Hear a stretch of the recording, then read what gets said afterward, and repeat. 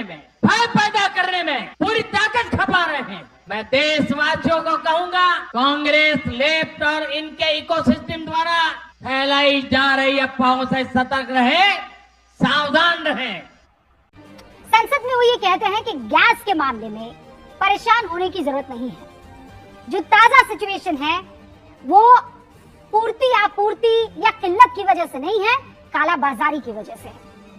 संसद में इस बयान से पहले देश भर में गैस एजेंसियों के बाहर लंबी लंबी कतारें हमने भी देखी। न्यूज 18 इंडिया ने वो तस्वीरें आप तक पहुंचाई है।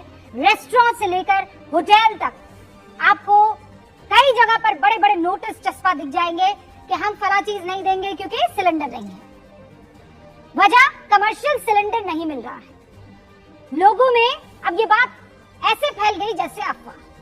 डर इतना कि हर कोई अपने घर में 1 नहीं, 2 नहीं, 3 नहीं, 4 नहीं, ज्यादा से ज्यादा स्टॉक रख देना चाहता है सिलेंडर का, ताकि अचानक कोई परेशानी आने पर दिक्कत ना हो। सब हालात की वजह है बीते कुछ दिनों में आई खबरें। कौन कौन सी खबरें? कि पहली खबर, देश में घरेलू इस्तेमाल के सिलेंडर की कीमत 60 रुपए बढ़ गई है। हुआ ऐसा? दूसरी खबर आई बेंगलुरु की, जहां होटल्स और रेस्टोरेंट के मालिकों ने सिलेंडर की कमी की शिकायत की और पूरे देश में यह खबर आग की तरह फैल गई। सरकार ने एक फैसला लिया कि दूसरे सिलेंडर की बुकिंग में कम से कम 25 दिन का गैप रखा जाएगा। पहले ये गैप 21 दिन का हुआ करता था। तो ये 3 खबरें जब लोगों तक फैली तो भ्रम फैला। लोग ये सच मानने लग गए कि सिलेंडर की किल्लत है, तेल की किल्लत है, गैस की किल्लत है, और विपक्ष ने इस बात को हवा दी।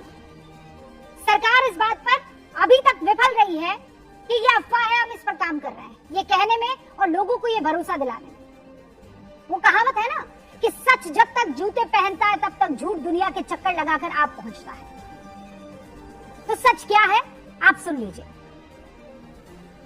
सच ये है कि सिलेंडर के लिए लाइनें लग रही है, लेकिन किल्लत की वजह से नहीं, अफवाह की वजह से।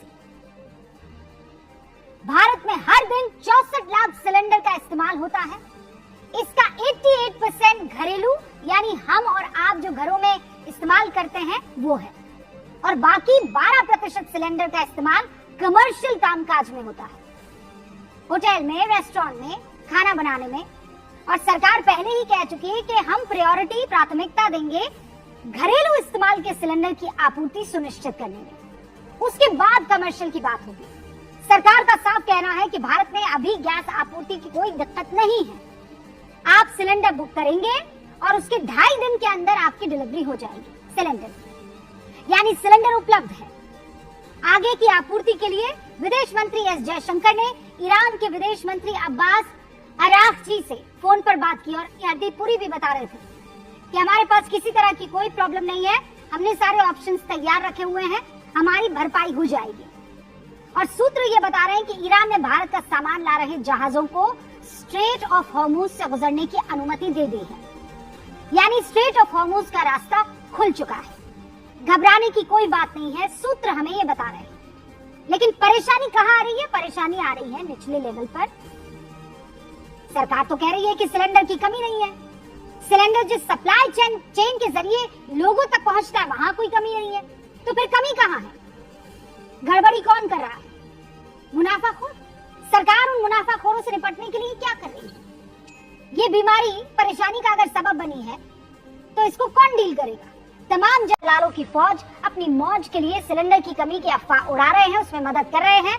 सिलेंडर बुकिंग से में सर्वर फेल होने की कहानी भी सामने आ रही है, सुनाई भी जा रही है कहानी। जो लोग सिलेंडर के लिए एजेंसी के पास पहुंच रहे हैं उन्हें लंबा लंबा इंतजार करवाया जा रहा है ताकि वो बगैर सिलेंडर लिए वापस चले जाएं, और फिर कालाबाजारी के खिलाड़ी उन्हें महंगे दाम में वो सिलेंडर बेच सके। आज की तारीख में ये सबसे बड़ी परेशानी है, और ये परेशानी इतनी बड़ी है कि सरकार को भी इसके लिए कमेटी बनानी पड़ी।